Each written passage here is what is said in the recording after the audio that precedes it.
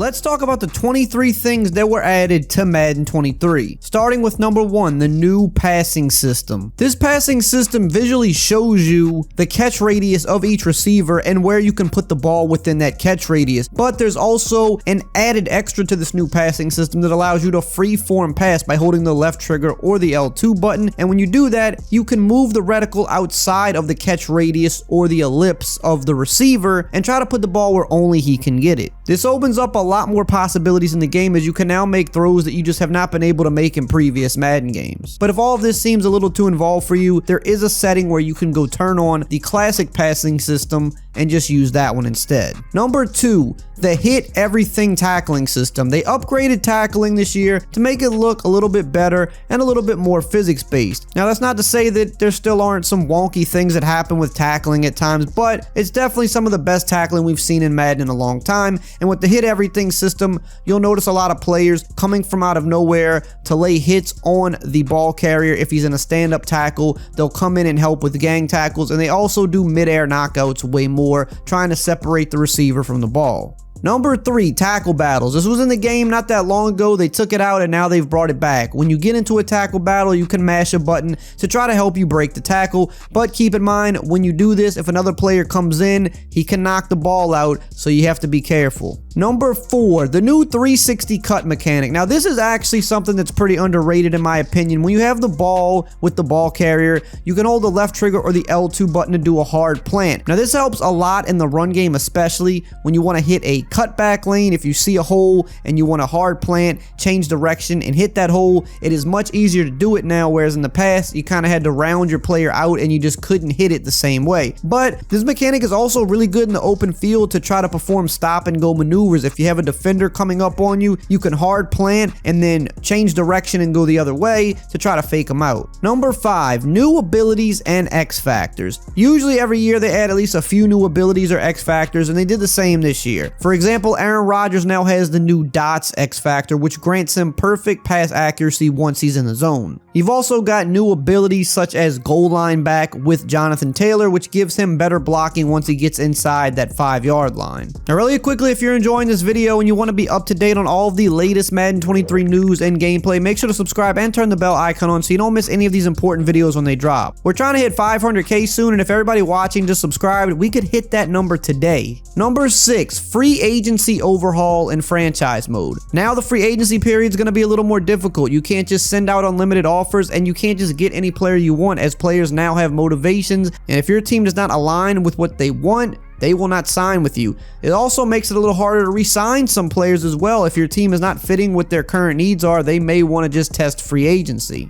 It's a little bit more of a bidding war now, which is nice. Number 7, player motivations. Now, I just spoke on this briefly in the free agency period, but player motivations is a big feature in itself, and it ties into free agency. So now players are going to have motivations for where they want to play. Some people want to play close to home. Some people want to play in a state with no income tax. Some people want to play for contenders. Some people just want to be at the top of the depth chart. There's a bunch of different motivations, and this is going to make the team building process a lot more interesting. Number 8, player tags. Now these are not the same as motivations. These are a little bit different. Player tags kind of help describe some of the players in the franchise. Every player has motivations, but not every player has a tag. Tags can include something like franchise QB, for example. If a team has a guy that is labeled a franchise QB, they will not look to draft or trade for a quarterback, which is something that's been a problem in the past. You also have bridge quarterbacks, where it's the exact opposite. He's just kind of a guy that's there until they can find somebody better, so they will be looking to upgrade. You also have mentors who can help young players at that same position gain XP and upgrade faster, and there's a bunch more on top of all of these. Number 9, scouting improvements. Last year, EA overhauled the scouting system for Madden, but it didn't really work that well. This year, they've made the improvements to make that better. They've doubled up on the amount of scouts, they've added more players that you can scout, and they let you find out a lot more about each prospect that you scout, and much sooner. Also, you find out the most relevant information about each position, so you're not learning a quarterback's break tackle rating, which isn't going to be something that's that important to his position. Number 10, rollover cap. The NFL salary cap rules have many intricacies most fans may not be aware of, but this year EA incorporated what is often referred to as rollover cap. This allows teams to carry over unused cap money from one year to the next, and this gives teams with low total salaries the ability to spend heavily in the upcoming offseason.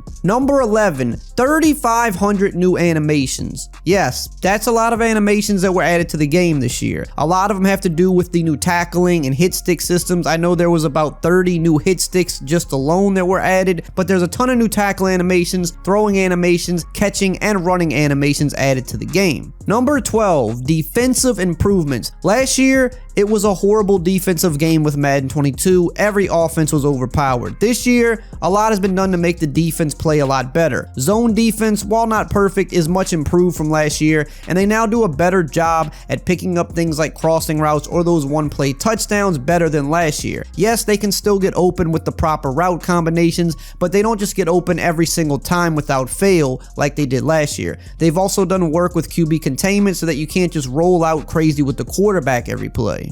And man defense is actually pretty good as well. I think this is going to be a defensive year, at least early on, with the way the game is playing right now. Number 13, a new face of the franchise story. Even though this mode, in my opinion, has never really been good, it's something that does consistently get updated every year, and this year there is a brand new story where you start as a 5th-year veteran that's trying to make a roster. You're kind of somewhat of a bust and you're trying to turn your career around. They've dialed back some of the cutscenes and made it more focused on just playing the game, and there are some little side quests and things you can do. They're not really too detailed, but there are some little activities in there for you. Again, I don't think the mode's really good, but it is a brand new story this year if you're into it. Number 14, side missions for Face the Franchise. Now, I just touched on this briefly a second ago, but this is one of the bigger parts of the mode, I guess. It's not really too in-depth or too detailed. I'd like it to be better, but basically, every day throughout the week, you can kind of schedule what you want your player to do, whether it's training, take an off day, do something with teammates, charity, so on and so forth, and these things can help advance your player in different ways throughout the story. Number 15, new equipment. This is something that typically does get added every year, and I think there's still a lot more equipment and a lot cooler things EA can do with this, especially from a customization standpoint. But for this year, they have still updated things like helmets, gloves, cleats, and they've even done some different things like untucked jerseys, which a lot of people seem to be a fan of. And you can now move the hand towel all the way around a player. Some people have really been asking for that for a while. Me personally, not something that I think is a huge deal, but a lot of people do think it is a huge deal because they want to customize their players to a T, and now you're getting one step closer to that with some of the new things they've added. Number 16, new player builds. This was an area that has long needed work in Madden. A lot of the player builds and archetypes used to look pretty much the same and just slightly altered. This year, you're going to notice a bunch more different body archetypes, so now offensive and defensive linemen look totally different than other positions, whereas before, they didn't really look that much different. They just looked like they were shaped a little bit bigger, but now each position group and each player build, you can tell there's some variance there, which is nice to see. And they've also slimmed down all of the padding for once, so no more big bulky shoulder pads that no one wears in the NFL anymore. Number 17, new team-specific plays. Now, while a lot of plays were removed from playbooks this year, there were a decent amount of new plays added to each playbook, some more than others, but each team has team-specific plays that they have run in real life, and EA is constantly trying to add more of those up-to-date plays into the game. You'll notice a few in the Rams playbook, for example, that they even ran in the Super Bowl last year. Number 18, new pre-game presentation. Now, while this isn't drastically different from last year, they have added a little bit more onto it. I thought the pre-game presentation upgrades that they made last year were pretty good. It's probably the best pre-game that we've seen in Madden in quite some time, and this year they've kind of built on top of it. They've added some more cinematic stuff before the game that gives you kind of a feel of a Monday Night Football or a Sunday Night Football, and then on the field there are some new animations and cutscenes that do play out here or there when they're warming up on the field, but a lot of it is pretty close to last year. Like I said, they've just added a little more onto it. Number 19, practice jerseys. This is something that I kind of think is cool, I'm not gonna lie. And I've seen people talk about this for years, about how the practice uniforms are the same as the game day uniforms in Madden, and it kind of looks weird. Well, they finally updated this, and you'll notice that every team wears their actual practice jerseys that they wear in real life, and the QBs wear their special colored jersey as well. Some QBs wear a red jersey, but then you have QBs like Tom Brady that wears his creamsicle jersey in practice, or Patrick Mahomes that wears his yellow jersey. jersey. I spend a lot of time in practice mode trying to cook up schemes and stuff like that, so this is a nice touch to me. I kind of like it. Number 20, the gritty celebration. I've been asked about this over the last 2 years more than most things, and yes, it is finally in the game. I know for sure you can do it with Justin Jefferson, Jamar Chase, and DJ Chark as their signature celebration. I think it might be exclusive to just those guys right now, but I'm not 100% sure. But nonetheless, the players that do it in real life consistently will now be able to do it in Madden 23. 21, field pass for Madden Ultimate Team.